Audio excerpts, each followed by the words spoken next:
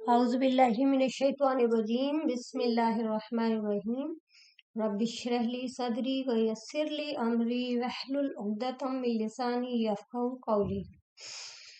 आयत नंबर 4 सूरह बकरा पहला पारा। पहले तर्जुमा देखते हैं। वल्लज़ीना और वो जो युमिनूना ईमान लाते हैं बिमा उस पर जो उनजिला नाजिल किया गया इलैका तरफ आपके वमा और जो उनजिला नाजिल किया गया मिन क़ब्लिका आपसे पहले व बिल आखिरती और आखिरत पर हम वो युक़िनून वो यकीन रखते हैं। तो नज़ला इसमें नया वर्ड आया है। नज़ला मीन्स होता है ऊपर से नीचे आना, यानी कोई चीज उतरना। जो आपकी तरफ उतारा गया, क्या उतारा गया था आपकी तरफ? यहाँ आपसे मुराद प्यारे नबी सल्लल्लाहु अलैहि वसल्लम है। आपकी तरफ उतारा क्या गया था? कुरान। और बाकी दूसरी वही, वो भी आपकी तरफ उतारा गया। वही कुरान की शक्ल में भी आती थी और इसके अलावा भी आपकी रहनुमाई वही से की जाती थी, जो अहादीस की शक्ल में हमें मिलती हैं। तो वो लोग ईमान लाते हैं उन तमाम चीजों पर जो आप पर उतरी थी। अगर आपको पिछली 3 आयत याद हो तो हम मुत्तकीन की सिफत पढ़ रहे थे कि मुत्तकीन कौन होते हैं। मुत्तकीन जिनको इस किताब से हिदायत मिलेगी, वो लोग, उनकी क्या सिफत पड़ी थी? वो कायम करते हैं नमाज और उसमें से जो रिस्क दिया हमने उन्हें वो खर्च करते हैं। और पहली सिफत थी उनकी युमिनून बिल गैब, और वो ईमान लाते हैं गैब पर। तो ये 3 सिफात हमने पढ़ी थी।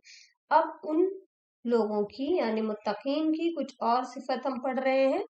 क्या पढ़ रहे हैं? पहली सिफत, और वो जो ईमान लाते हैं उस पर जो नाजिल किया तरफ आपके, तो प्यारे नबी सल्लल्लाहु अलैहि वसल्लम की तरफ कुरान उतरा और बाकी भी वही के जरिए आपकी रहनुमाई की गई, जो उन्होंने वो रहनुमाई वाली बातें अहादीस की शक्ल में हमें बताई, और कुरान तो है ही हमारे हाथ में।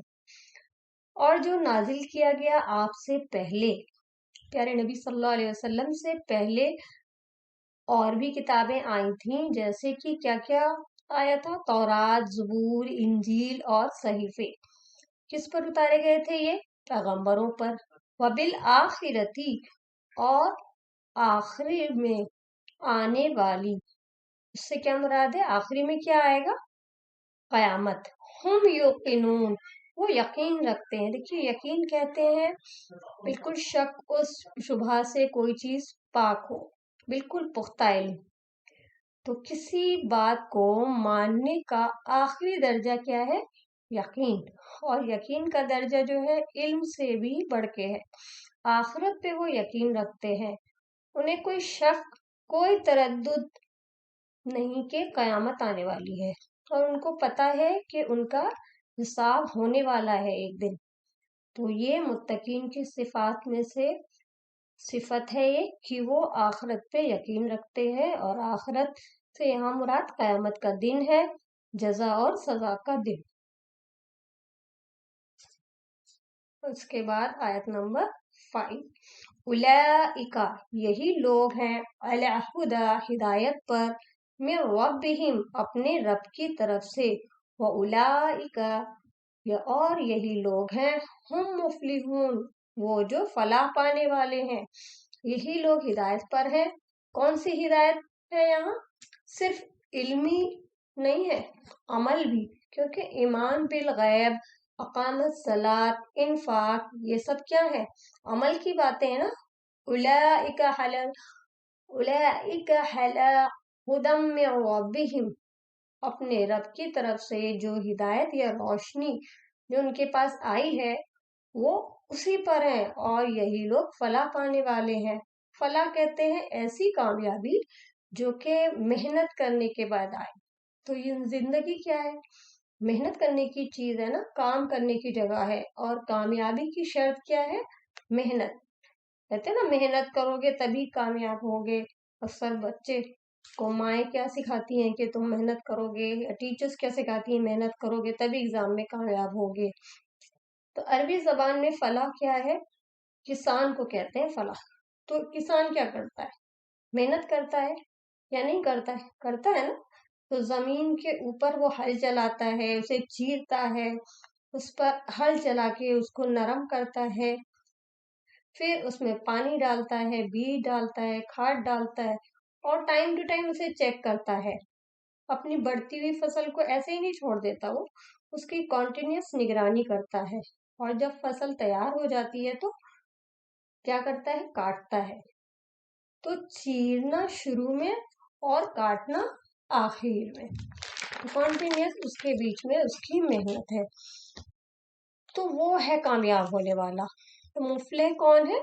जो इस दुनिया में रहकर ऐशो इशरत से नहीं बल्कि मेहनत से जिंदगी गुजारते, ऐसा शख्स आखिरत में कामयाब होने वाला है। लेकिन उसकी मेहनत सिर्फ दुनिया के लिए नहीं होती बल्कि आखिरत के लिए होती। जब देखिए मेहनत तो सभी लोग कर रहे हैं, जिनके पास बहुत ज्यादा दुनिया है, तो दुनिया भी बिना मेहनत को नहीं मिली है। बहुत सारी दुनिया की चीजें, उसके लिए बहुत मेहनत दरकार होती है। जैसे कोई इल्म है, कोई तालीम है, कोई डिग्री है, उसके लिए भी मेहनत करते हैं हम। तो उस शख्स की बात नहीं हो रही है, ये तकवा वाले शख्स की बात हो रही है कि वो दुनिया में ऐशो इशरत से नहीं बैठा हुआ है, लेकिन उसको आखिरत की फिक्र है और उसके लिए वो मेहनत कर रहा है। इस सूरह फातिहा में हमने क्या पढ़ा?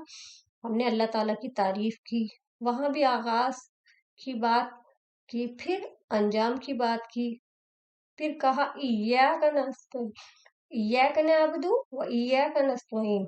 इबादत के लिए हमें अब सीधा रास्ता चाहिए।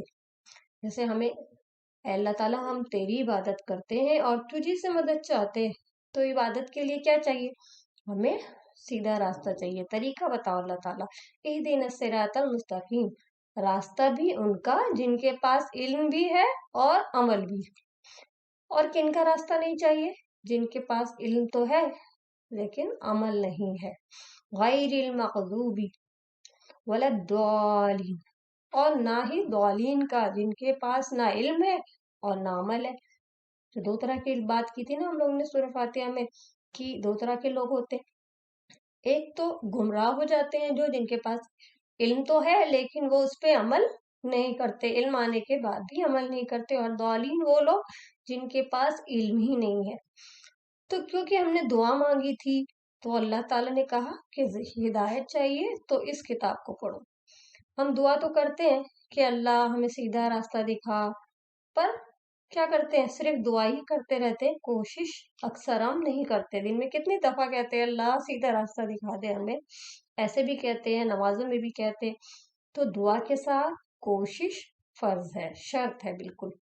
अगर कोई शख्स सिर्फ दुआ मांगता रहा है और मेहनत नहीं करता है, तो क्या होगा? बात बनेगी? नहीं बनेगी ना बात फिर। तो मसलन कोई, अक्सर लोग मुझसे कहते हैं कि मेरी ना फजर की नमाज नहीं हो पाती। हम पूछते हैं आप रात में कितने बजे सोते हैं? तो वो कहते हैं भाई अक्सर तो हमें 1 बज जाता है, 2 बज जाता है, काम ही नहीं खत्म होता है। तो फिर आपको क्या करना है? पीछे से कोशिश करनी है। सुबह उठने के लिए रात में जल्दी सोना जरूरी है, क्योंकि आप दिन भर के थके हैं और रात में भी आप देर में सो रहे हैं, तो ऑब्वियसली एक बार बेड पे जाने के बाद नींद आपकी सुबह में नहीं खुल रही है।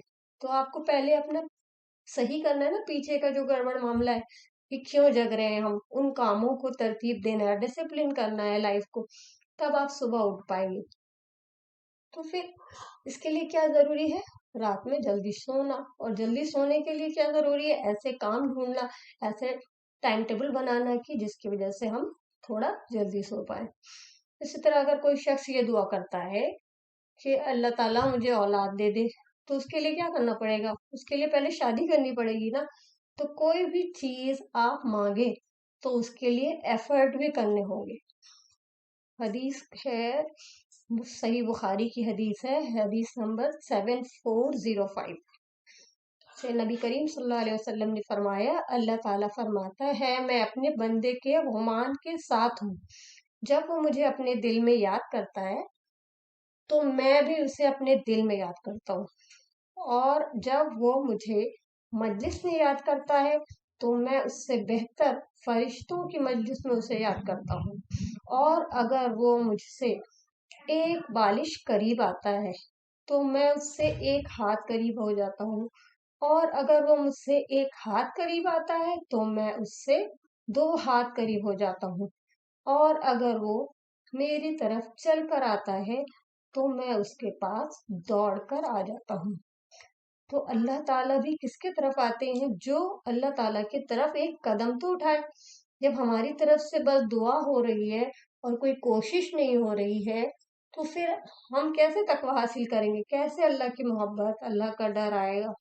تو جیسا ہم اللہ تعالیٰ سے معاملہ کریں گے، اللہ تعالیٰ اس سے کئی گنا بڑھ کر ہمارے دعاؤں کو قبول کرے گا، لیکن اس دعا کے ساتھ محنت کرنا، کوشش کرنا ضروری ہے۔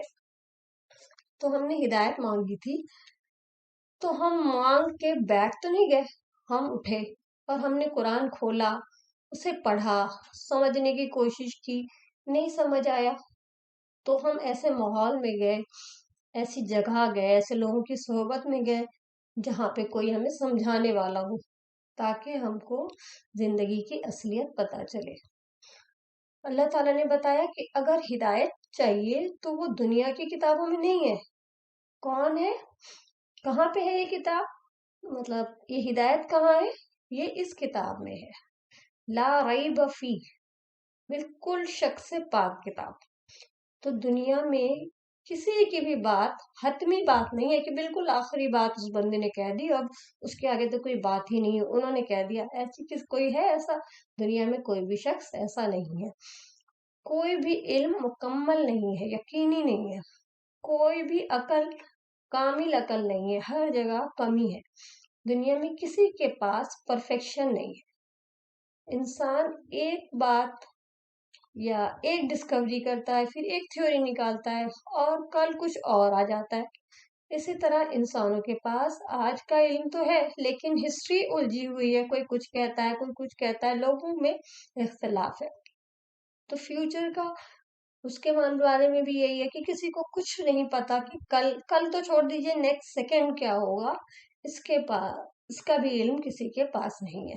تو ہمارا نالج وہ بھی مختصر ہے، ہماری عقل بھی اور عمر بھی، لہذا انسانوں کی ہدایت کا ذریعہ نہیں ہو سکتا۔ تو ہدایت کے لیے کچھ سپریم ہستی چاہیے، کوئی ایک سپریم ہستی، اور وہ اللہ کی ذات ہے، اور اللہ کے علاوہ کوئی نہیں ہو سکتا۔ یہ کتاب جو ہمارے ہاتھ میں ہے، یہ کتاب 1400 سال سے انسانوں کی ہدایت کا واحد ذریعہ ہے۔ تو اس میں کوئی بھی چینج 1400 ایئر سے نہ آیا ہے اور نہ آئے گا۔ تو یہ بالکل صاف ستھری اعلیٰ کتاب ہے۔ لیکن ہدایت کس کو ملے گی اس سے؟ جس کے اندر اللہ تعالیٰ کا ڈر ہے، جس کی جتنی طلب ہوگی، یعنی تقویٰ کیا ہوتا ہے؟ دل کا سٹیٹس۔ تقویٰ ایسا ڈر جس میں انسان گناہوں کو چھوڑنا چاہے، مطلب وہ اپنے گناہوں کا احساس کرے، اس پہ نادم ہو، اس کو چھوڑنے کی فکر ہو، اور اللہ کے عذاب سے وہ بچنا چاہے۔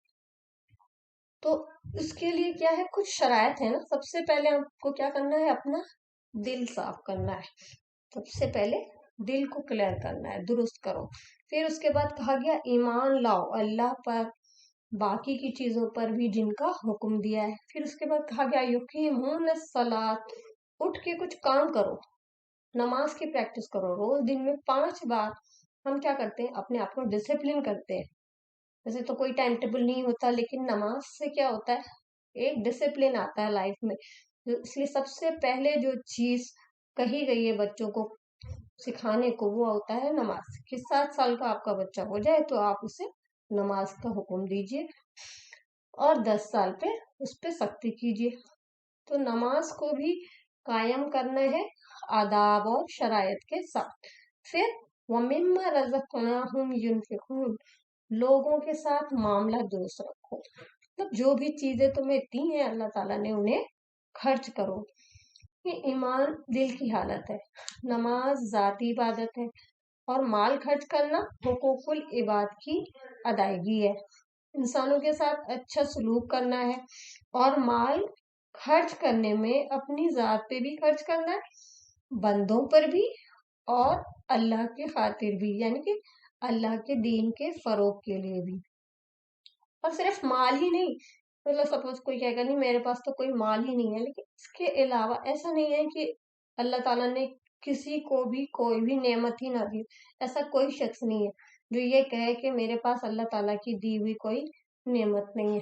جو بھی فائدہ مند چیزیں ہمارے پاس ہیں، جیسے کہ علم ہے، جسمانی طاقت ہے، یا وقت ہے، یا کوئی صلاحیت یا کوئی ٹیلنٹ ہے، اس میں سے کچھ نہ کچھ وہ لوگوں کے فائدے کے لیے استعمال کرتے ہیں۔ وَالَّذِينَ يُؤْمِنُونَ بِمَا أُنزِلَ إِلَيْكَ، بہت وسیع ذہن کے وہ لوگ مالک ہوتے ہیں۔ پچھلے جو بھی انبیاء ہیں، جو پیغمبر ہیں، ان کی کتابیں ہیں، ان کو اکنالج کرتے ہیں، ایمان لاتے ہیں، کیونکہ قرآن ان سب کتابوں کی تصدیق کرتا ہے۔ اب دوسری جو قومیں ہیں وہ کیا ہے، وہ آدھا آدھا مانتی ہیں، لیکن متقی شخص کیا ہے، اس کو بھی مانتا ہے اور اس کے پہلے کی چیزوں کو بھی مانتا ہے۔ وَبِالْآخِرَةِ هُمْ يُوقِنُونَ، وہ آخرت کی یاد میں جیتے ہیں، وہ دنیا کے لیے نہیں جیتے، وہ وہاں کے لیے کام کرتے ہیں، وہ ہمیشہ کی زندگی پہ محنت کرتے ہیں، اور ان کا اس پر اتنا زیادہ پختہ یقین ہے کہ آج ہم تھوڑا سا بھی کچھ کریں گے تو کل اس کی سزا یا جزا ہوگی۔ یہی لوگ ہدایت پہ ہیں اور فلاح پانے والے ہیں، کامیاب ہونے والے لوگ ہیں۔ یاد رکھیے کہ کامیابی کے لیے کیا شرط ہے، محنت اور کوشش۔ ایک حرف پہ 10 نیکیاں ہیں، جیسے ہم بولتے ہیں نا الف لام میم، تو الف پہ 10 اور لام پہ 10 اور میم پہ 10، تو اس کو پڑھنا ہے اور اس کی طرح سے پڑھ پڑھ کے نیکیاں بٹورتے جانا ہے اور اس سے ہدایت حاصل کرنا ہے۔ کیونکہ یہ ہے نا کہ کچھ لوگ اس میں کہتے ہیں کہ یہ تو ہم نماز بھی قائم کر لیں گے، ایمان بھی لے آئے، اور لیکن جب خرچ کرنا ہوتا ہے کہتے ہیں کہ بھئی یہ دین کے راستے میں تو خرچ کرنا، لیکن لوگوں کی دنیا پر بھی خرچ کرنا ضروری ہے۔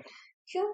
کیونکہ جب ہماری دنیا کی شرائط سے، اگر آپ ایسے ہی جیسے دین کو فروغ کے لیے بولا گیا کہ رزقناہم ینفقون، تو اس میں ایک طریقہ خرچ کرنے کا یہ بھی بتایا گیا کہ اللہ کے دین کے فروغ کے لیے خرچ کیجیے۔